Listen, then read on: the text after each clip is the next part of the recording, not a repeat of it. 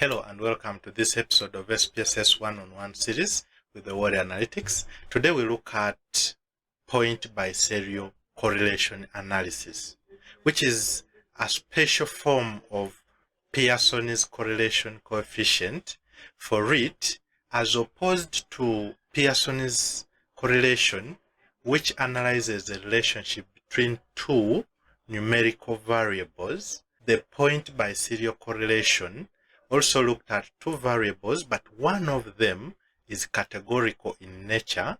It is dichotomous, has two levels. For this case, we are going to look at a variable called car type, that is either an automobile or a truck. It is dichotomous, it is a categorical variable, versus the sales of cars, which is a numeric variables. So let's see how it is done in SPSS. As usual, we are using a dataset that comes pre-installed with the SPSS. I've also included a link in the description of this video where you can download the dataset so that you follow along with us. So in this dataset, our focus is going to be on a continuous variable called sales and a categorical variable called type.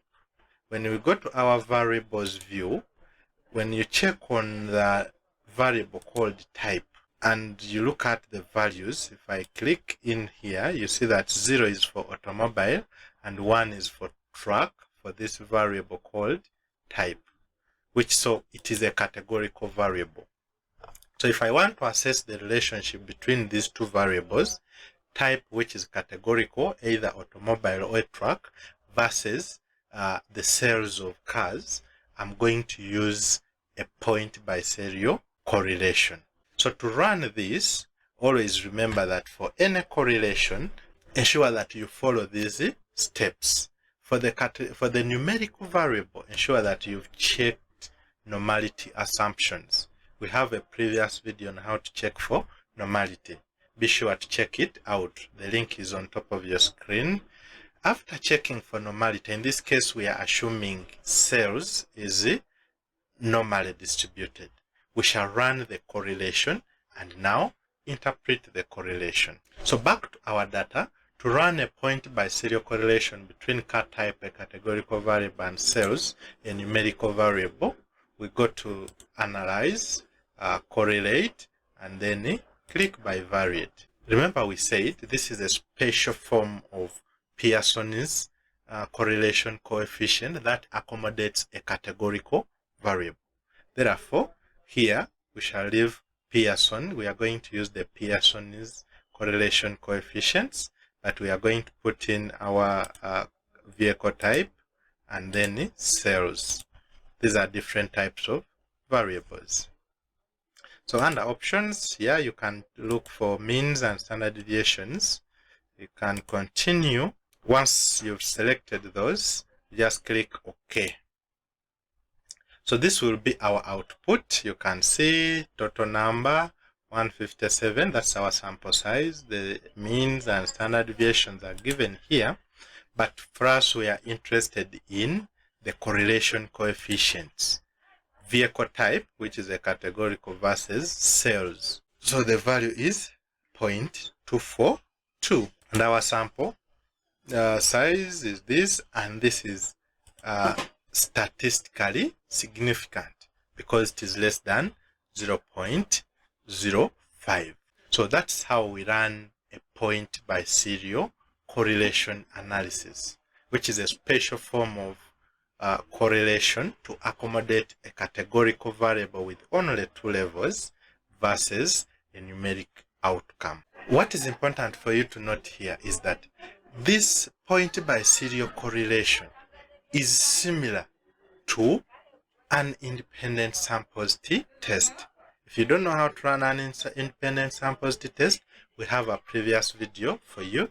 The link is there on your screen, because an independent samples t-test compares the means of a numeric outcome against a categorical variable with the two levels. What I want just to demonstrate for you here, that if we were to run an independent t-test the p-value we obtain here will be the same as the one we would obtain if we ran an independent samples t-test. Let's just see. If I go to analyze, compare means, and I go for independent samples t-test, we can, and I put here sales as a test variable and a grouping variable. I'm using type. Then I define the groups I want to compare. I have one labeled 0 and another one labeled 1. Then I continue and click OK. Yeah, you see that our p-value for the independent samples t-test, that is testing for equality of means, is 0.002, which is the same as the one we obtained for the point biserial correlation.